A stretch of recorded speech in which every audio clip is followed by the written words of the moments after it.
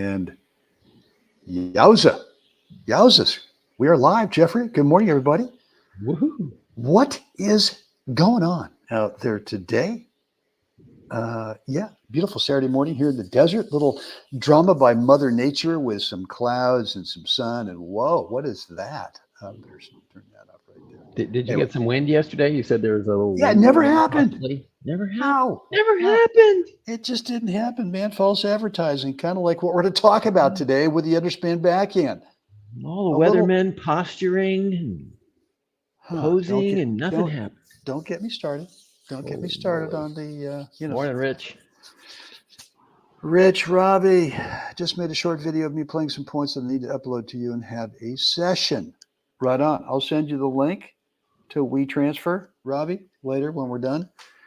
Fire that thing up there and we'll take a look at it and get scheduled. By the way, guys, if you're looking for some, before we went live here, Jeff, I did my, recorded a video for this afternoon's Tennis Mindset Project, Tough Love message, because I'm going to be on the court today.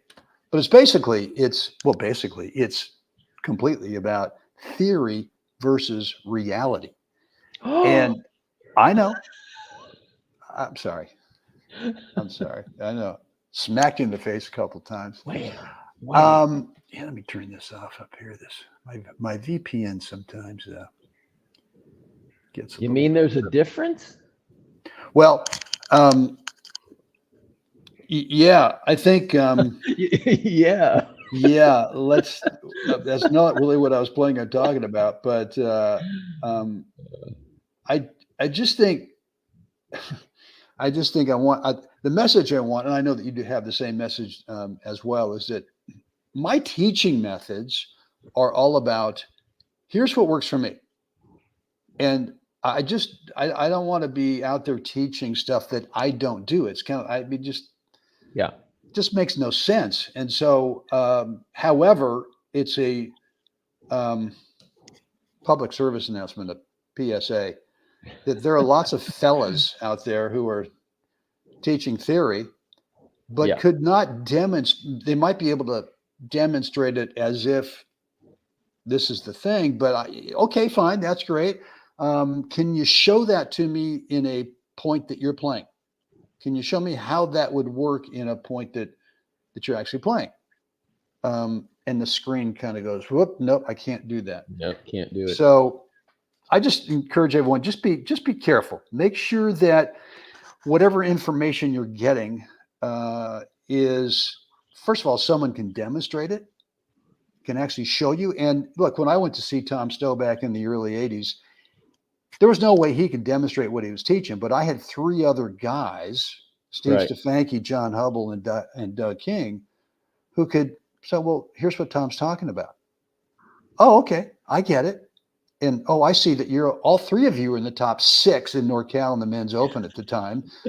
I guess I should listen to Tom and watch you guys demonstrate it. So to me, that wasn't really theory. Yeah. So anyway, that's just, we got a little distracted there. So guys, I got a point for you today. What's the right shot? Number 380, as Jeff said. This is from the Napa Valley Country Club. We played an exhibition up there. Jeff and Erica Smith and myself and my beautiful, lovely, unbelievably great mixed doubles partner, Mai Ichikawa Abel.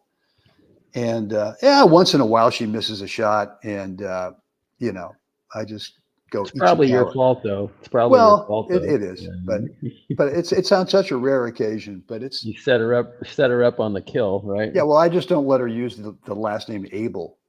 There you go. Point. Right. Got it. But of course, when she hits a great shot, nice shot, Abel. Way to go. Yeah. Anyway, so this is Napa Valley Country Club a few years ago. Jeff's first comment was, not the same weather today as it was then.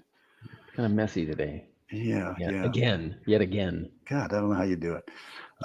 Anyway, guys, here we go. And the great Erica Smith, 23 gold balls, 2 world doubles championships. Yeah. So yours truly with the return. And the title is today, let's make them play in the dirt. And so, and I know it's tough to see. Whoa, hello, Betty. Let's go back here a second. So there's a lot of shot choices here. Yeah. But my feeling here, Jeff, is that a lot of times, and this obviously goes right along hand in hand with what we're working on for all week, which is the underspin backhand. Mm-hmm. We saw it in singles the first day last Monday, where you play it underneath in singles as a passing shot rather than trying to go up the line or cross court. And it's the same type of thinking here, where my thinking is, okay, I've got an opportunity. I'm going to play it underneath. I'm going to play it, as you love to say it, let's make them play in the dirt. Mm-hmm. But I really want to involve my partner.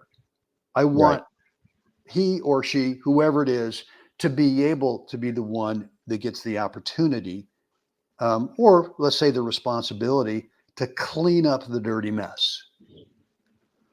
Could I lob up the line over Jeff? I could, but the risk there is he's still a young buck. He can still, scissor kick the overhead if I don't put it right on the baseline back there. That could happen. It could happen. It could happen, yeah.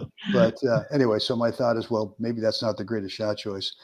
Well, I mean, in this scenario, you hit a great return, and Erica did a great job of getting out there behind it and hooking it back into your half, where Mike couldn't come across and just steal it. So you got two high quality balls right out of the gate, and now you got to make a choice. Yeah, that's right. So look, before we get into the choice, and look, as you guys know, if you're on my email list, and you should be if you're not, but if you are, that I've got a brand new program on this underspin, backhand, drive, disguise it into a dropper, passing shot, return to serve, lob, and the list goes on. It's just the most fuel efficient shot in the game, which, by the way, we also did the 5-in-1, which, if you can learn the 3 swing tech parts of this shot, guess what? You're now set up for a backhand volley. You're set up for all kinds of different shots. So it's worth your while to take a look at how to play this shot. Let's go ahead and take a look at the point again. And you already know what's coming, which is, you're right. And so now you've got it in front of your partner. And look, Erica's doing everything she can just to get around the ball. And we're coming in, and you're moving yourself into, okay, she's pulled off the court. It's now, if it goes back, it's 2 of them against you. Yep. Which is not really what you're looking for. No. So anyway, there it is. Anticlimactic there at the end, except that, I mean, it would have been fun to see it comes back as a my claw forehand, head high, and Jeff, as he sees that, Jeff goes, "Mommy, no, it's gonna hurt."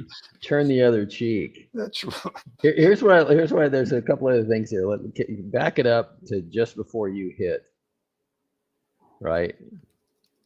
So Erica's made the first volley back, and you can see, like, I'm tracking the ball, and so I've moved out into the court. Mai has pinched the center as well as she tracked Erica's ball cross court.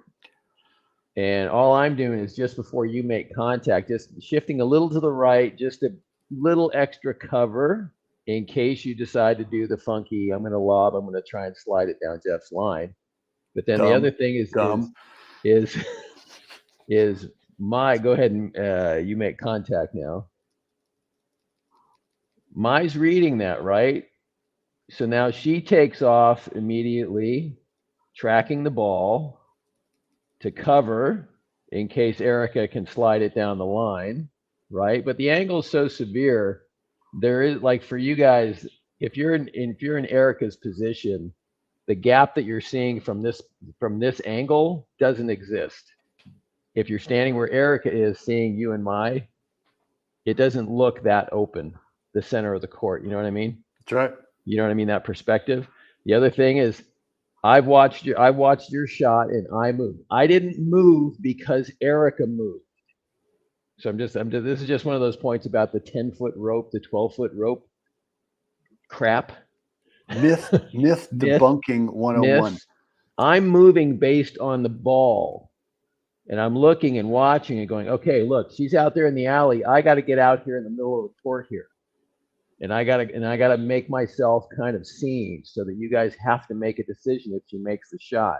I'm trying to do my best to be noticed and to be a distraction, right? Yeah. And Mai's done the same thing. She was out in the center first, and then she covered, right? So it's important that in doubles movement, that your movement is based on what's happening with the ball, not. Yeah. Well, the other thing too, if this had not been. If my shot had sort of landed at her, maybe where's it land? It lands maybe on the singles line instead of that extra 1.5 foot out wider. I just don't think you move that far. There's just no way. No, I wouldn't have. Right. Yeah. Right. Yeah. So another reason to have the underspin backhand in your toolbox. This is just a great play in doubles, and it just. We're making them play down in the dirt. She doesn't really volley this, which is, I suppose that you could lunge forward, but I think she realized, wait, if I lunge forward to volley it, I'm really screwed. Yeah. Well, I think too, your return was so good that, she definitely had to, take that lateral move out to the ball that she couldn't then in her recovery make it up and come back, and close. Right. You know what I mean? She had just to get back up on her feet and recover. So that right there, now there's going to be balance recovery, right? Yep. All that's going on and trying to get position. So she does a good job of that. She does a really good job of that. Yeah. So, all right, guys. Well, look, hopefully kind of knows your way around the doubles court, A little bit, just a hair. I'm proud to say I'm number 22 and 23 on her list. Oh, in terms of gold balls. Yeah. Yeah. That's good. Yeah. That's right. No, well, she's smart. She, what's the number one rule in doubles? Pick your partner. Get yourself a hell of a partner. A hell of a partner. So, guys, hope this has been helpful today. Make sure you click that like button on the video if you liked it. Hit the subscribe button if you haven't done so yet. And then for sure, click the notification bell so you're always alerted anytime I go live and or upload new. Oh, God. That beautiful. That's just like butter. So a lot of players ask about this position here. How the hell do you get out of this position right here with a racket? And I just say, well, just ask Ken Rosewell. Not comparing myself to Ken Rosewell. Don't come back. Say, oh, God, what do you think? No, I don't. But it's pretty flat at contact. Yep. Can you square the racket at contact? If you let your hands, if you don't try to over micromanage, your hands, generally speaking, will square. It's a natural. Yes. It's a natural thing that happens. And the other part of it, I would say, is that every athlete expresses the fundamental moves slightly differently, and yet they all square. Yeah. So that to me, that little move right there to me is just part of your athletic expression of getting there. Well, it just adds a little juice to the swing speed. Yeah, you get a little snap there on it. Yeah. And it's not wristy. It's not like the wrist flips over. It's the wrist stays firm. So, all right, gang. I hope this has been helpful today. As always, let me know down below what's on your mind. What is on your mind? Any questions, any comments? And if you want to keep it private, we can do that. Brent at WebTennis.com. And as I've been mentioning yesterday and today, a new program, Underspin, backhand, drive, dropper, passing shot, return to serve, lob. And actually today I just added another video to it. It's what happens when they take you out wide. So if you're in a singles match and you get pulled out wide, how do you handle that situation? I suppose you could go, well, let's go panicked ESPN top 10 shots a day, topper, up the line, and miss 98 out of 100 times. First choice all the time. Yes. And those 2 times you make it, the guy's going, thank you. And now the wide, you got the wide open 40 to kind of dump it into. He thinks Or you could go out there and just buy some time and ho-hum it. And the guy goes, God dang it. I thought I had him. No, you didn't. Yeah. Anyway, I just added that video to the program today. You can get all of the information about where you can pick up the course. It's on I'm stupid, insane in price. Anyway, for a few days until Monday night. Make sure you're on my email list. If you are, you're going to get an email today that will let you get access to that course. Jeff, thanks for hanging out with us again today. Always an honor, a pleasure. Guys, it's time for us to get out there, help someone else have a spectacular day. Guys, see you again next time.